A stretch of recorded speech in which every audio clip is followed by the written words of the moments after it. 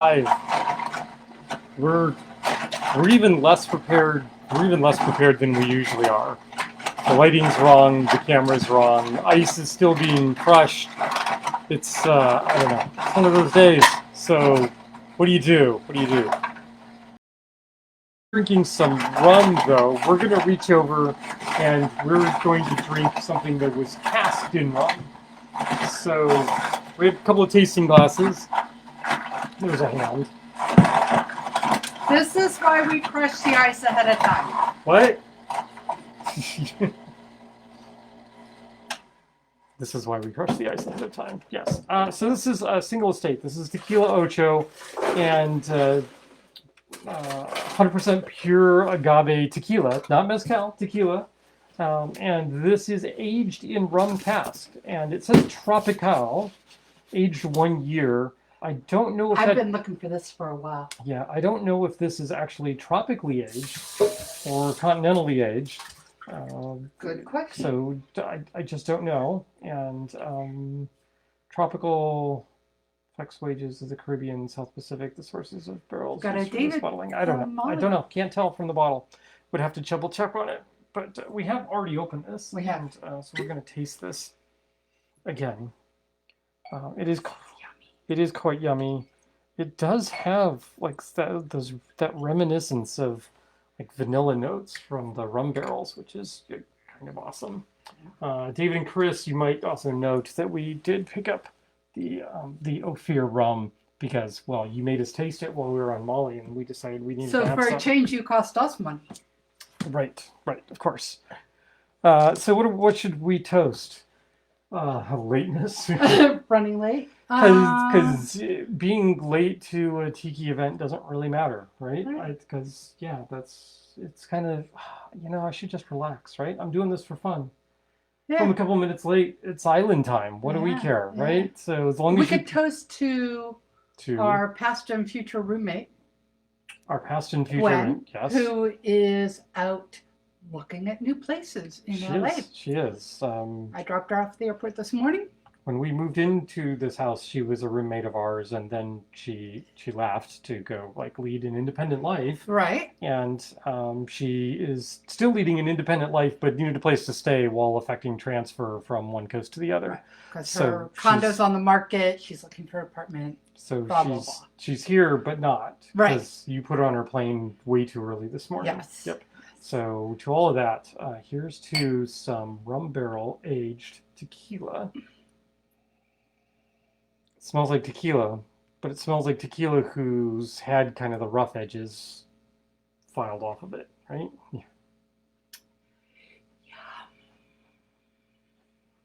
Now, how did you find out about this? Oh, it is really good. So, I learned about Tequila Ocho from Zach, because it's his favorite tequila. And I saw somebody on Instagram. I saw it on Instagram. And then I saw a bottle, but it wasn't for sale. It was there for somebody to do a tasting later. So I didn't get to taste it, but I had been looking for it then. And we went back to our normal SNR and went to look for it. And then we ended up Molly Highs at DuPont 1. Yes. One DuPont Circle. One DuPont Circle. And they had 2 bottles. So I got a bottle, and then I texted Zach to let him know there was a bottle.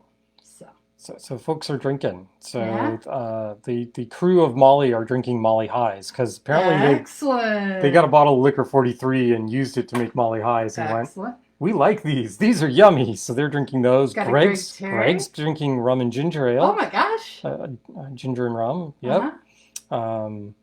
Looks like we're experiencing dropouts again. Well, that's about all of short so far. Well, we are trying a slightly different connection this time, so we're seeing whether or not that will work. I don't know. We'll give it a try. Yeah. Nice octoskeleton. Yes. So this was a gift to us by the folks that are pointing out that we have a nice octoskeleton hanging, And I do need to anchor it a little bit so he actually faces forward, because otherwise he keeps staring at me. And that's just kind of creepy. You are a little creepy, especially since bones and octopi, yeah, they don't really go well together. So, I mean, but you look kind of cute. So what are we going to do? We're going to do 3 cocktails, 2 of which are particularly Halloween. Well, okay. One is Halloween-esque themed, I would guess. One is a variation on the zombie, and one is not at all Halloween, but it looked so good that we decided we had to do one, and then I'm going to try and zhuzh it up and make it a little more Halloween-esque.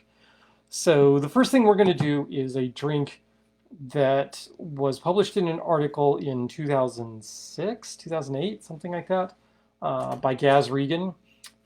Gaz was a prolific writer in the cocktail world. Articles in 2006. He wrote something like 18, 20 different cocktail books, probably best known for The Joy of Mixology. He passed on in 2019. I never had the opportunity to meet him, but all my understanding is the man was an absolute and total character and was just a hoot to be around, and really lived for this sort of the cocktail scene and the bar scene, and less about being really picayune about mixology. And so this is his take on a cocktail that he ran across at Forbidden Island in Alameda, California. And that drink is created by Thayer Lund, right? Thayer Lund? Gotta look at my notes. Yes, Thayer Lund, who I don't know, but the drink looks good. It does have one thing going for it that is maybe a little iffy for some people. Normally I don't do this, but we are going to do it. So there is a special ingredient in this cocktail, and it is contained in this vial here, this bottle. And that ingredient contains the dreaded pumpkin spice. Yes, the drink itself is called Voodoo Priestess, and this is called a Voodoo syrup. And it is nothing more than a simple syrup that is infused with pumpkin pie spice, baking spices, and that sort of thing. So it's a little different from my spiced syrup, but for those of you that love, the PSLs out there, pumpkin spice lattes, you'll probably enjoy this cocktail. It is a large format cocktail, so we're going to start off with a bang here, with a pretty big cocktail. So how do we do this? Let's see. I'm umming a lot, and that's because I'm not prepared for this evening. So bear with me. We'll see how things go. It requires 2 ounces of Voodoo syrup. Voodoo. The Voodoo that you do. Voodoo. Oh, it's thick and nasty, and no, it's not nasty. It's very pumpkin spicy. Okay, we are having dropouts. Way too many dropouts. Okay, so we are going to switch over to a different connectivity. Hopefully, while this is still going on. Hopefully, we don't lose connectivity while this is going on. So bear with us. Yeah. I'm going to set that aside because that's thickened viscous. That's the word I'm looking for. Viscous, not vicious. Viscous. And if I try using the other end of the jigger, yeah, okay, wow, words, find my words this evening. If I try using the other end of the jigger, what I'm going to wind up with is pumpkin spice syrup all over my board here, and that's just going to be messy. And since we recently cleaned these boards, it would be kind of a pain to have to clean them immediately again. I'm babbling. I'm going to reach for a different jigger because I have more than one jigger. And we are going to go with our citrus base. And the citrus base for this is 3 parts. It is 1 ounce lemon juice. Lemon. So there's 1 ounce of lemon juice. Freshly squeezed. I still had not finished squeezing 15 minutes before the broadcast. So yeah, that tells you something. A full ounce of lime juice as well. So this is one of those strange circumstances where we are mixing lemon and lime. And then we're going with a relatively weak citrus, which is orange juice. And this requires 2 ounces of orange juice. So I'll set that jigger aside, reach over for my PSL jigger, and I'm going to put the orange juice in there to clear out the last of this syrup. So there it is, 2 ounces right there of orange juice. You can already see that's beginning to get sizable in there. Spirit base. So the spirit base for this requires a 1/2 ounce of brandy, and we are going to go with a local brandy. We're going with Catoctin Creek, their 1757 Distillers Reserve brandy. Thank you very much to Amanda and Brooke for supplying us with this yummy brandy. It is a most excellent cocktailing brandy. We'll go a 1/2 ounce right there, 1/2 ounce. And then we have rum, because of course we do. And the rum in this comes in 2 proportions. Well, the first proportion is a spiced rum, which, as you sometimes know, I'm like, why are you putting spiced rum in a cocktail? Just use good rum and then use like some spiced syrup or something along those lines. But I'm going to go with Gaz's recommendation here. He requires a spiced rum in there, so we're going to go ahead and go with that. I do not, in fact, have the spiced rum that he specifies for this cocktail. I'm not even sure that it's still being made. So I am going to reach for a handy dandy spiced rum that I know I can find and get, which is the Foursquare spiced rum. So there we go. We need how much of this? 1.5 ounces of the spiced rum. I told you this was a large format cocktail. Can you guys hear me? It seems like I'm speaking really low. I don't know. My energy level is not quite where I want it to be. We'll find out. Next up is another rum, and that other rum should be something that is a pretty clean, clear Puerto Rican Spanish style rum. You want it to have some character. You don't want this to be just, you know, a high octane, bleached of all flavor, run through column still 6 times kind of rum. You want something that has some flavor to it. In those cases, I tend to reach for the Angostura 1919. I just like it.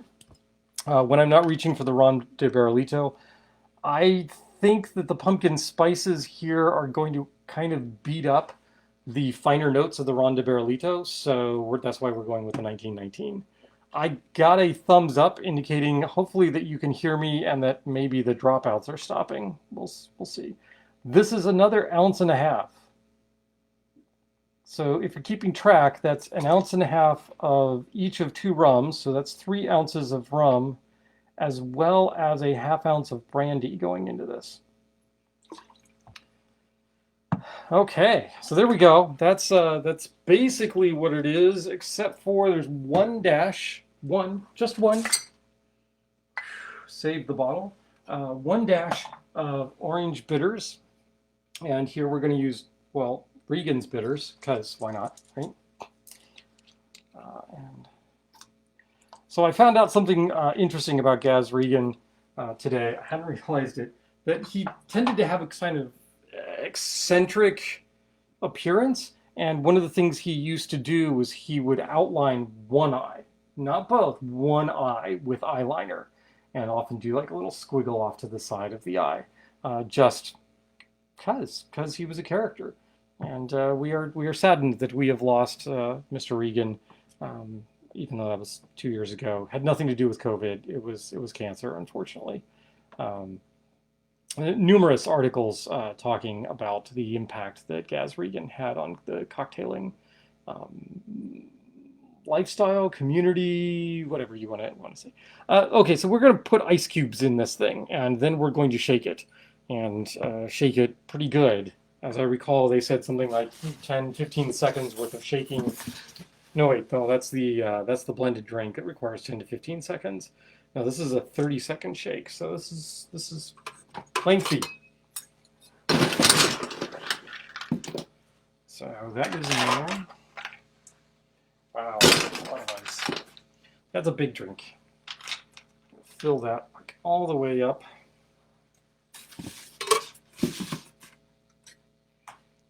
Nope. I posted an article Nope. from Gary Regan when he passed that talks about him. All right. So there we go. We're lit it up. We're gonna toss this in, shake this up. You can see, I don't know, you can't see, but I can see the pumpkin spice on the inside here. Scary, scary. Mostly cinnamon, some ginger, some allspice, some clove. Yeah, a little bit of all the traditional pumpkin spices.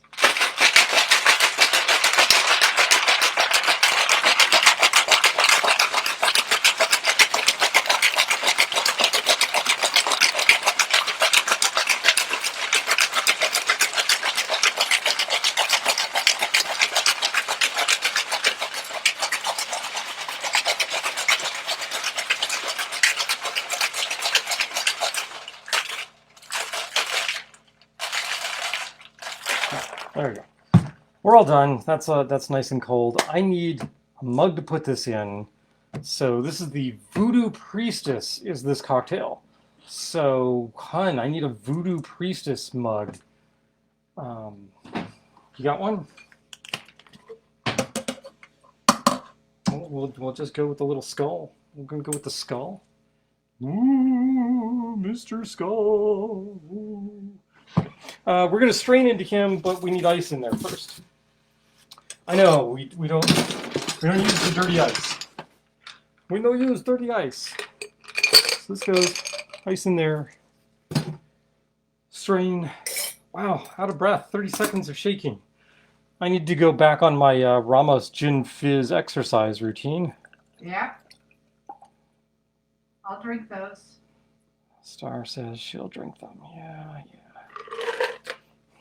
All right. Where this cocktail is originally served at Forbidden Island, they actually serve it in a large format goblet, and they ring the goblet with sort of red sugar.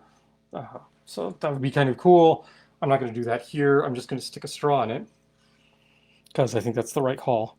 I need a bigger straw. Where are my straws? There's my straws. Wow. I am not on here. Oh, I know what I was going to do. There's orange juice in this. So I was going to reach over and trim up a little orange peel. Like such.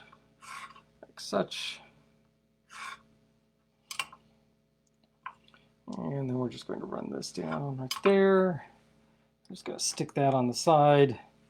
There we go. We have a nice little ear sticking up on our guy. And we are going to taste the yummy goodness that is the Voodoo Priestess. And if it truly is yummy goodness, it may show up on the cocktail menu for Halloween.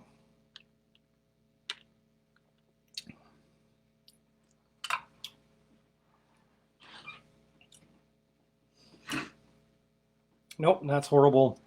So I'll just go over here. I'm leery because I'm not a pumpkin spice person, but I'm gonna try it. Are you? Yeah. You sure? Yep. Really? Yeah. Fine. So much for that.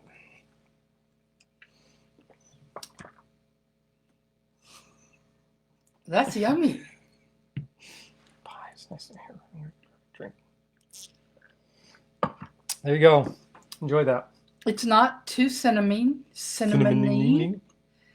The orange is a nice flavor Yeah, to the that. orange. Usually, orange is just kind of lost in the cocktail. The orange comes through here. Yeah, it really does. But then again, orange and pumpkin is actually a known kind of combination. Orange and squash, orange and pumpkin. So that actually works. Yeah. That's really nice. That is. I'm surprised. So am I. I was not looking forward to this drink. I would not order it if it was on a menu. Unless it's on my menu at Halloween. Right, because I've tried it. Because now you've tried it. Right.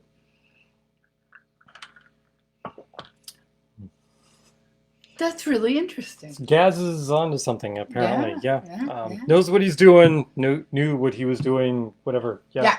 Yes. So there we go. So that's the Voodoo Priestess. And I think, I got to say, I think that goes on the list. I think that we have a winner. Where we got that nice straw. Where did we get that nice straw? Which straw? There's no straw in front of me. I don't have a straw. I don't know what's... Are you talking about a straw that looks like this? Would you be talking about one of those? That is a glass straw that is green in color and looks kind of like bamboo? I don't know. Do you think you know where we get these straws from? Yes, Would it be Surfside Sips? it would. Ah, okay. And could people also get straws like this from Surfside They Sips? can. And in fact, they can get 20% off. They can get 20% off. Oh my gosh. They can get 20% off by using the promo code Lovecraft, Lovecraft, all capital letters. There you go. We do get a little bit of a kickback, and it helps defray our straw habit. Yeah. We're not making money on this because we just put in another order for straws, and yeah. They keep coming out with new cool straws and new cool colors and things that we don't have and sizes that we need and didn't know that we needed and now we do and that sort of thing. So, yep. All right. So there's drink number one, the Voodoo Priestess. I do want to go with one addition here. And that is, I can't do this if I'm going to do this for a party because I cannot get my hands on the Bitter Queen's Marie Laveau tobacco bitters. But I probably can get them through Shaker and Spoon. But I have like one last dash of them, and I'm going to add it right here, just like that. Because I think if you're going to do Voodoo Priestess anything, there has to be a reference to Marie Laveau. And there we go. There is a dash right there to Marie.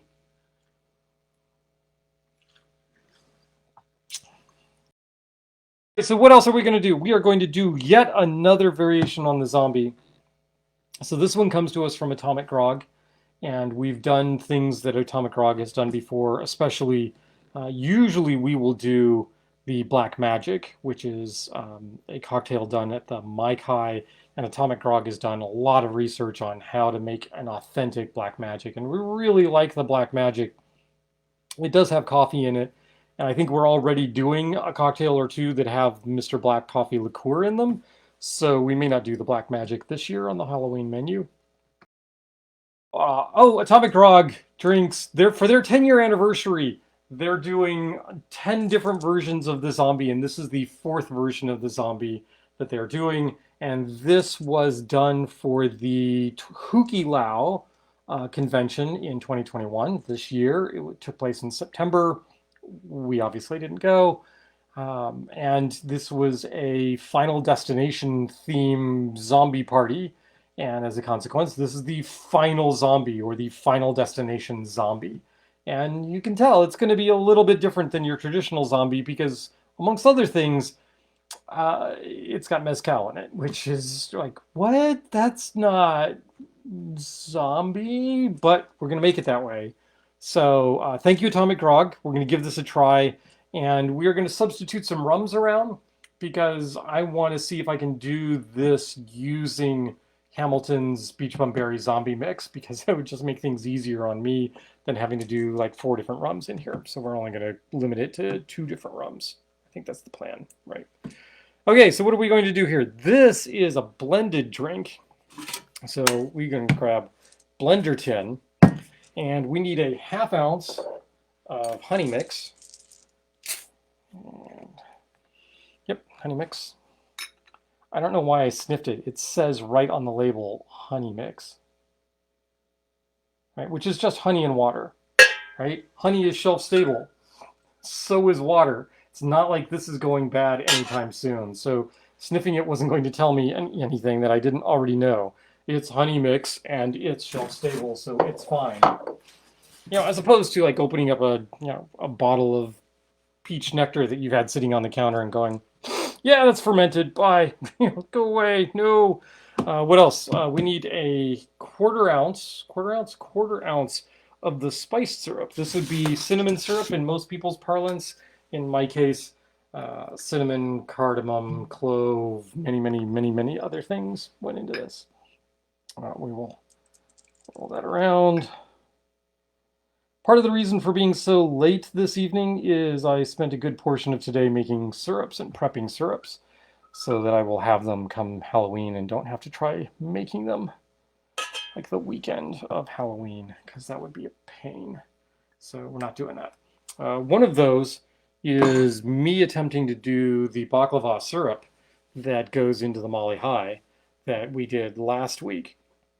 And while I don't think I matched it quite properly, in the words of my dear sweetie, this is even better. So apparently it all worked out. It is basically a walnut orgeat.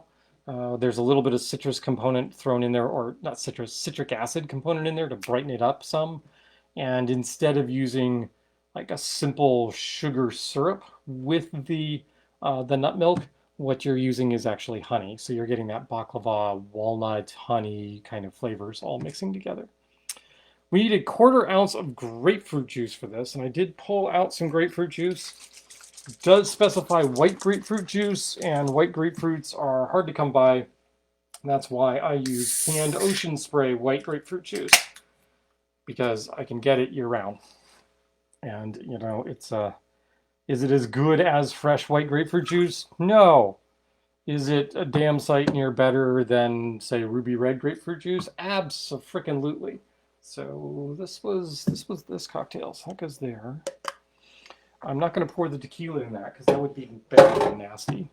What else is going in here? You don't know. Why am I asking you? You don't know what goes in here. This is another one of those where we have a split citrus base, and it's even portions lemon and lime. So, you know, I didn't even think, and when I was putting this together, that I'm doing like split citrus bases this evening for some reason. 1/2 ounce each, lemon and lime. So this one has a label on it, which means it's lemon juice. And it says lemon, so that's good. The other one has no label on it, which means it's lime juice. Oh, lime juice. Whoever is asking, Emo is doing better, although he had kind of a rough evening last night. And as a consequence, I had kind of a rough evening last night, curled up in the closet with my cat. But he seems to be doing much better this evening, even though he's not actually down here joining us, which probably means he's curled up in the bed. 1/2 ounce, half ounce falernum. Atomic Grog says, make your own falernum. I say, I should get around to it, but I haven't yet, and so I'm just using Dr. Taylor's. John D. Taylor's, sorry. It's produced by Foursquare. It's good stuff. Use it. Yeah. All right, so honey syrup, spice syrup, grapefruit juice, lemon juice, lime juice. So that's three. That's not a split. That's 3 different citruses. 1/2 ounce of falernum, and then we get to the alcohol. Okay, so we got a 1/2 ounce of mezcal. And it doesn't actually specify what kind of mezcal, and so we are going to use an espadin. And why are we using an espadin? Because what I have is Balaton de la Muerte, and the League of Death just seems like something that we should use in this particular cocktail, because it says death on the label. So Muerte, yeah, I mean, come on, why, gotta do that. Music. That's why I'm off. We didn't have music playing, right? There's only a 1/2 ounce in this bottle, right? That's a big 1/2 ounce. Only a 1/2 ounce in this cocktail, but according to the descriptions of the cocktail, it adds a really interesting grassy plant note that would be completely missing from this cocktail otherwise. So I'm really looking forward to being able to taste this and see what it is like. Okay, next up. And that's one of the new ones we got from my favorite region of mezcals. Newish. This is it's probably 4 or 5 months old at least, yeah. Right? Star was saying this is one of the new bottles of mezcal. So, in much the same way that Star has centered in for scotches and says, "I like Isla scotches," she is kind of centered in on regions of Mexico that she likes for her mezcal, and this is in fact Mazatlan, Oaxaca. So basically, she likes mezcals from Oaxaca, from the Oaxaca region, and particularly those Mazatlan. Right, the rum component. So they have the rum component split a 1/2 ounce with Don Q, and a ½ ounce of OFTD. So the OFTD is particularly spicy at 69%. The Don Q is not. The Don Q is 43%. So what I'm going to do here is I'm going to combine those two rums, and I'm just going to reach for Hamilton's new Beach Bum Berry Zombie Blend, which comes in at 59%. So I'm kind of splitting the difference, and instead of going a ½ ounce of Don Q and an ounce of OFTD, I'm going to go an ounce and a half of the Zombie Blend. So there's variation number 1, or sequel number 1, or however you want to do it. 3/4 of an ounce. And you'll note, like, none of the bottles I've used this evening have speed pourers on them. This is, yeah, I'm so behind. Prepping tonight, but that's okay, because we're having fun. I'm not knocking things over yet, and it's all good. All right, so now we get into, usually the split base with a higher proof rum, and then several dashes of bitters along with some absinthe will really mark this as being a zombie, as well as the inclusion of the grapefruit and that sort of thing. Usually you're not mixing the honey and spice syrup. Usually it's just a spice syrup. But albeit, we are going to then go to the dashes of Angostura. And that is 2 to 3 dashes of Angostura. I like Angostura, so we're going to go with 3 dashes of Angostura. 1, 2, and 3.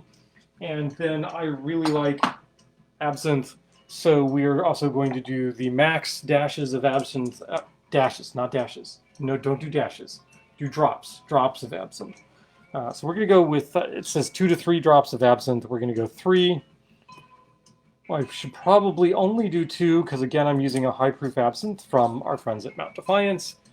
I really shouldn't say our friends at Mount Defiance, because, well, they don't know who the heck we are, because we can't get to them yet, but we're going to, and it'll be a lot of fun. All right, we need a cup, not an ounce, a cup and a half of crushed ice in here. So I'm going to eyeball a cup and a half.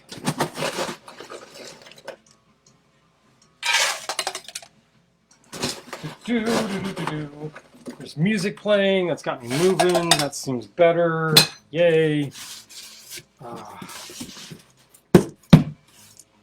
And then this is 10 to 15 seconds. This is not a flash blend. 10 to 15 seconds on the blender.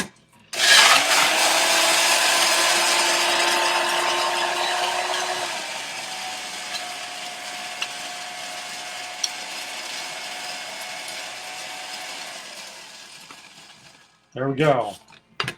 And this we actually can do, just the dirty dump. They don't say, strain this into a glass with more crushed ice. Nope, this is just straight up, go ahead, put this in a glass the way it is. So I'm looking forward to this. It says pour it into a zombie glass, and I have to remember that I restructured my barware down here, and I think, oh yeah, way down here, I have zombie glasses. Yes, indeed I do. We have a nice orange kitty zombie glass. Yes, indeed. From our friends at Horror and Clay. From the people at Horror and Clay. And so this is just going to go right in there. Look at that. Wow.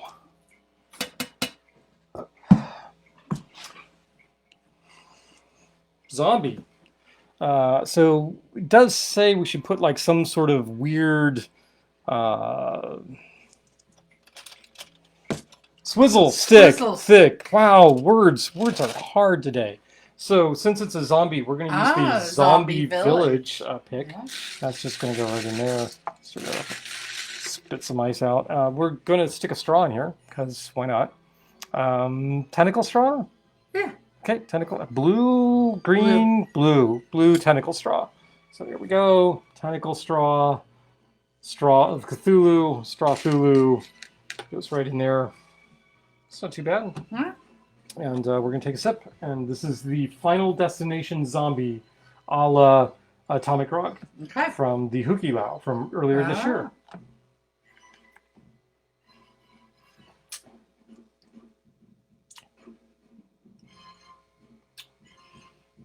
it's only a half ounce. There's only a half ounce of mezcal in that. I would be able to peg that there is mezcal in that cocktail. Yep. I like that. Mm-hmm. It is definitely a step aside from your typical zombie. Mm-hmm. But no, I'm liking that. I think that I don't think I have to do any tweaks to that. I think that that actually works really pretty well. Although I will say, I may have to warn patrons, That's a mezcal forward drink.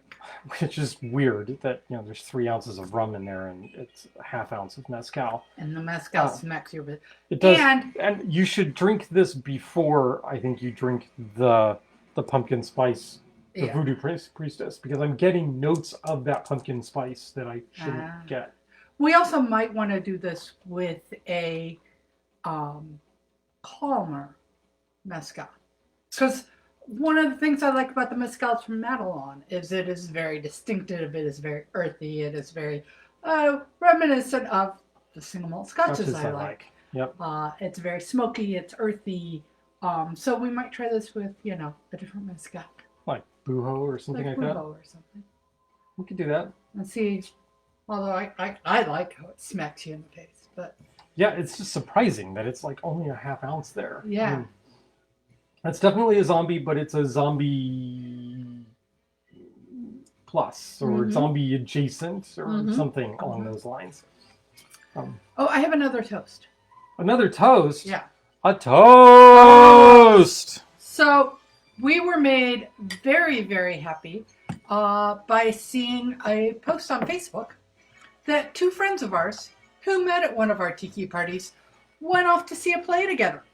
And did they go together or did they just run into each other? I think they went together. Oh, well, that's actually even cooler. Yeah. And when we see that our friends make friends with our friends, it gives us much joy. So it's like, because we have friends from all sorts of different connections, and bringing them together and finding out that they connect with each other, not just through us, right, is the coolness. Yeah, that makes us very happy. Yep.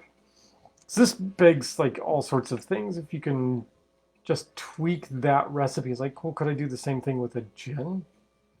As I look over here at the Ophir gin, going, that might be an interesting thing. All the spirits of the zombie. All the spirits of the zombie.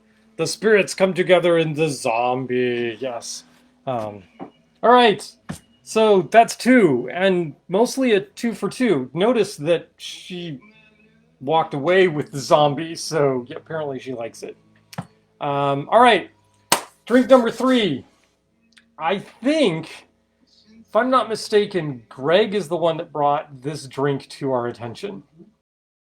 From the podcast or YouTube channel, How to Drink, Greg. Right. Yes, that Greg. Yeah, he did a drink called the Naughty Dog. And the Naughty Dog is what we're going to start with here. And it's a pretty simple cocktail, and it's usually built directly in the glass. And so we're going to go ahead and do that. We're going to build one right in a glass. I'm going to go ahead and build it in my Archipelago mug right here. Hopefully this will all fit. Okay, so what are we going to do? We are going to start off with opening up the Mr. Black. We are going to go a full ounce of Mr. Black. That was from The Dude Abides. Oh, right, because this is sort of a variation on the White Russian. The White Russian, right. So we're going to go an ounce of Mr. Black. And then we're going to go an ounce and a half of rum. And you could pretty much use whatever you want. Star said, hey, I want something that's got a little bit of backbone. So why don't you use the OFTD that you didn't use in the other cocktail? All right, I can do that. It's an ounce and a half of OFTD, so this will be interesting. So there we go. There's 3/4.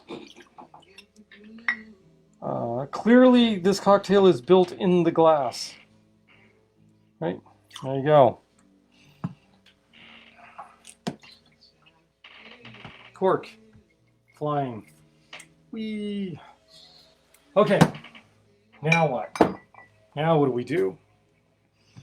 So right now we have rum and we have Mr. Black. Do I need to swirl it? No, I don't need to swirl it. Next up is the super secret ingredient. OFTD? OFT, Mark? OFTD. OFTD is produced by Plantation. It's an overproof rum combining Jamaican, Guyana, and Barbados rums. And this is the brainchild of a bunch of people that know stuff about rum, including Jeff Beachbum Berry, Martin Cate, David Wondrich, etc., etc. Like all sorts of people that you know the names of, or I know the names of and have mentioned on here. This was intended to be one of those blends that you could use this in lieu of having 3 or 4 different rums on your bar. And it comes in at a little higher proofs to make it easier to dilute down for different cocktails. Old-fashioned Traditional dark. Old-fashioned traditional dark, yes. And yes, it's available at Virginia ABC. Yes, yes, thankfully it is available at Virginia ABC stores. Secret ingredient. Secret ingredient is not ice. But I am going to throw a couple of cubes in here. Like such. The secret ingredient to this is this bottle right here. And this bottle requires a bottle opener. I have here in the drawer.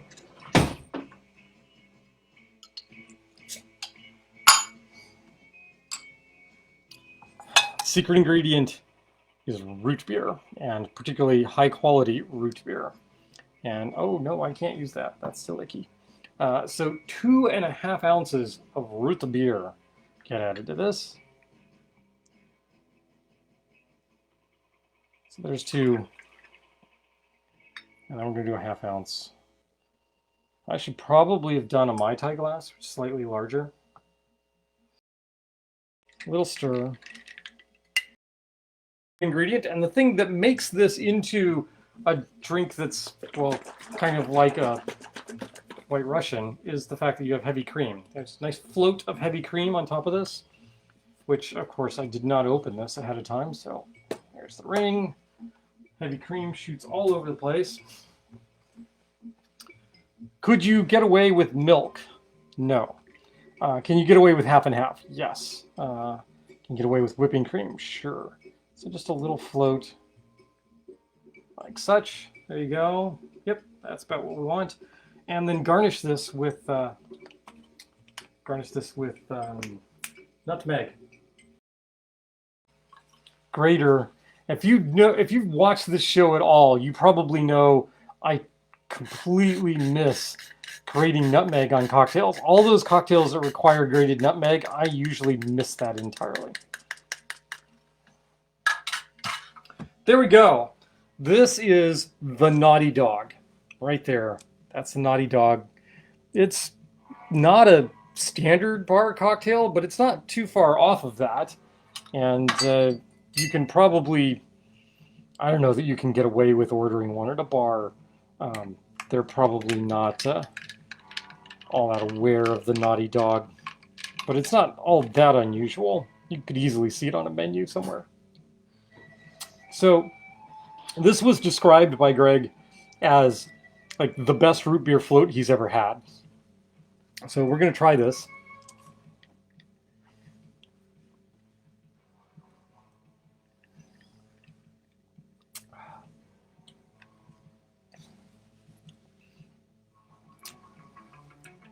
That's good.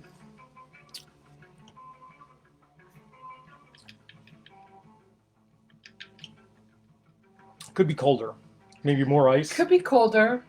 I think the Mr. Black might be a little heavy-handed for this. Kahlua might be a better choice. I think you're right. I think you're right.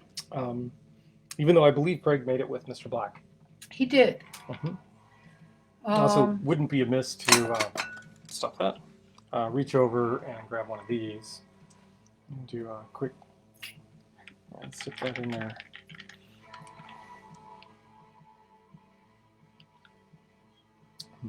There you go. Actually, that makes the root beer a little more prominent. I don't know why, but it does. And yes, I spilled heavy cream on the counter, so I'm going to have to Yeah. point to the barman Yeah. anyway. So there you go. That's the naughty dog. Various naughty dogs throughout the horror, gothic horror, and Puppy cosmic horror and cosmic horror realms. So there's like things like Cujo. You could do something Cujo related, or you could do something like the Hound of Baskervilles, right? Naughty dog, hound, something along those lines. Cerberus. Cerberus is a perfectly acceptable critter of darkness, right? Guarding the gates of death and that sort of thing. But there's another critter that is particularly near and dear to Lovecraft fans, and that is the Hound of Tindalos, or Tindalos. And the Hounds of Tindalos are described as if man and other sentient creatures occupy the curves of time, the Hounds of Tindalos occupy the angles of time. And the hounds can traverse through time and space and appear anywhere that there are acute angles, usually more than, yeah, very, very acute angles. You know they are appearing because sort of a pale blue smoke will pour forth from the angle just before the hound appears. Well, that sounds freaking cool. And it's a hound drink, and this is a dog drink. So doing something hound dog related seems like it would be the right call. Aha, mixing pint. Dun dun dun. So there's our mixing pint. And now we're going to backtrack where we did. So we're going to do the same thing. No, we're not. No, we're not. That's right. I almost forgot.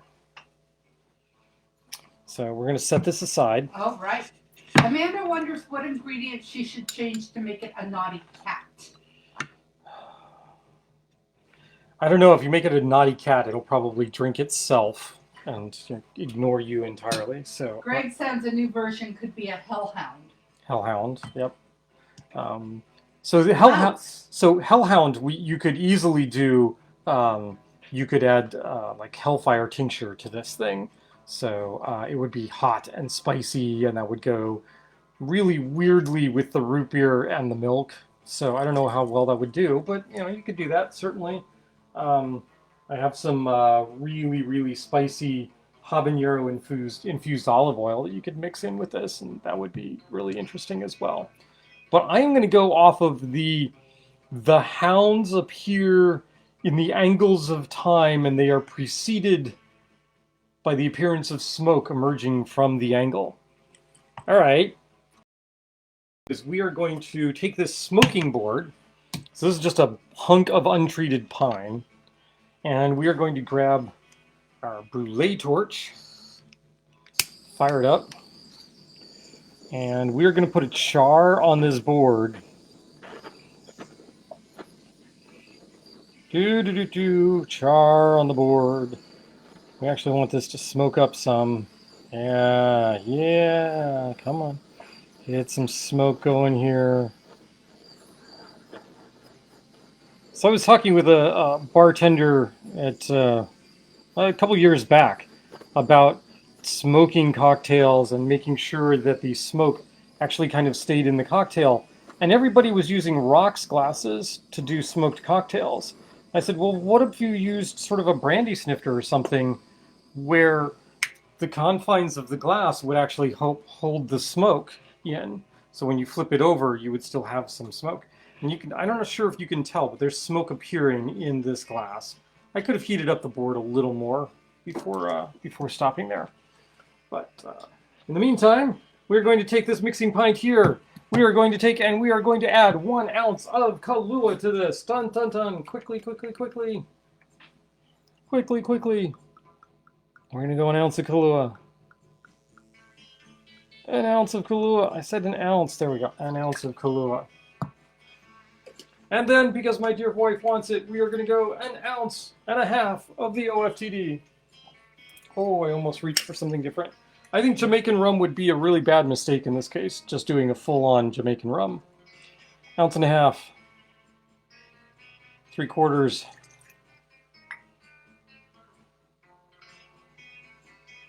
3/4. Now we're gonna get weird. We're gonna get weird.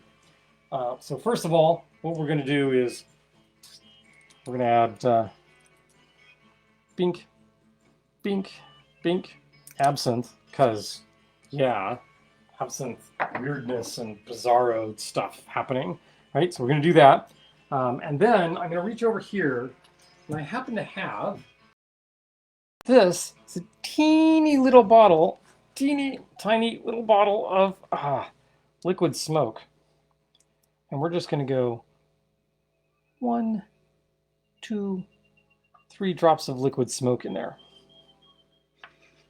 Yeah, there we go. Then we're going to add the 2.5 ounces of Sprecher to this. 2.5 ounces of Sprecher. Oop. There's 2. And then we're going to go 1/2 ounce. Ta-da! Right, all good. We're going to add some ice to this.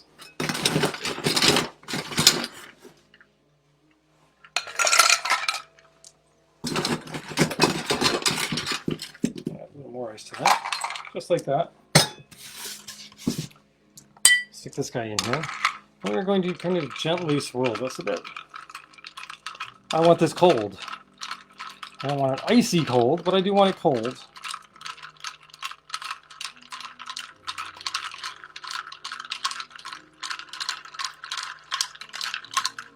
I have not tried this. I don't know if these additions will make this into something really, really nasty, which it could. Or if it'll be really, really yummy, which it could. One or the other. Or it could just be the same. I doubt it.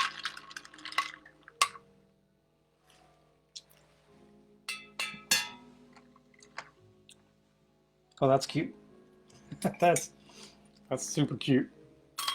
I don't know how else to describe it. It's cute. All right, so we got a little bit of smoke in the glass. We're going to flip this glass over. Pour this in.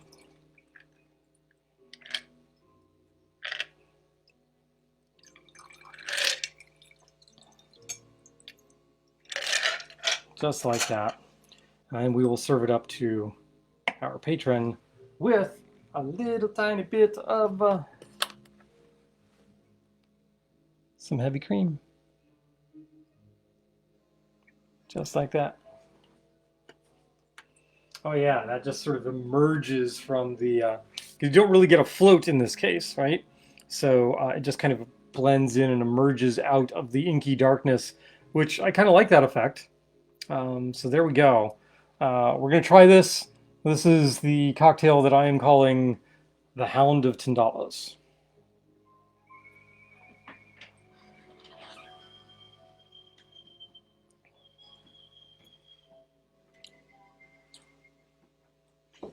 See if you get some of the smoke, if some of you get some of the smoke left. The smell. Mm-hmm. Excellent.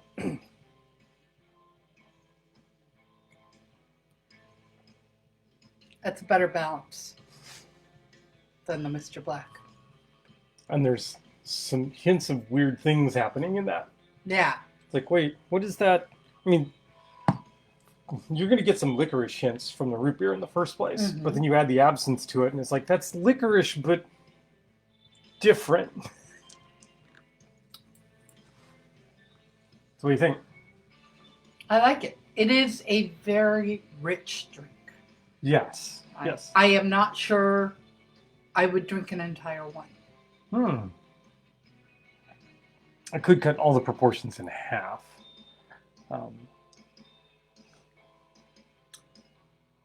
I would drink that. I would do that in the smaller snifter.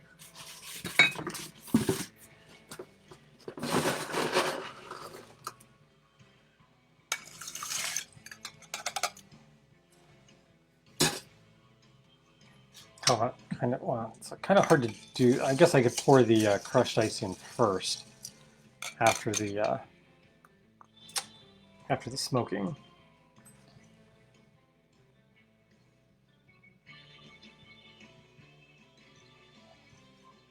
Because it has kind of an Alexander, a Brandon Alexander component to it.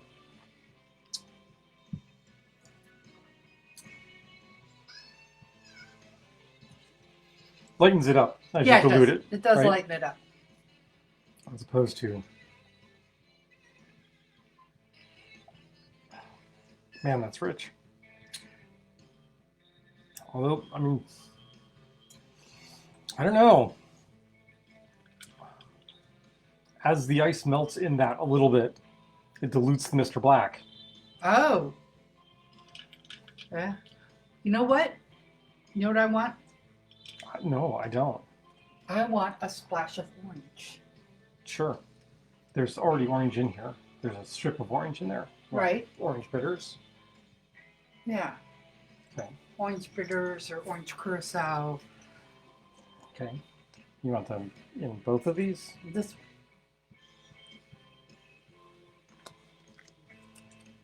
Take that for a spin. Yeah. And you have to be a little careful here because there's so many spice components in root beer to begin with. Right.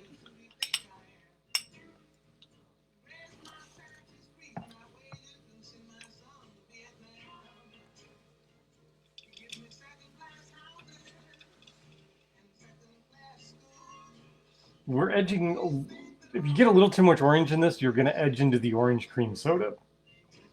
True. I don't think we're there. But... No. And I don't think orange bitters is right. I think, for me, it needs playing with. But I think others might like it how it is. So. Can't put your traditional citrus components with this because it'll curdle the milk. Mm-hmm. And that would be nasty and disgusting. And you could make it nasty and disgusting by replacing the milk with, like, Bailey's, but then it's going to do weird coagulation things, and then it's kind of like weird. I mean, if you want to do that for a cocktail. That should not be this cocktail. Right. But I do like the niftiness of the doing the smoke with this, because that first nose of smoke. Yeah. With that, and you get this kind of burnt campfire-ish smell from this, and finish with this because of the liquid smoke that's in there.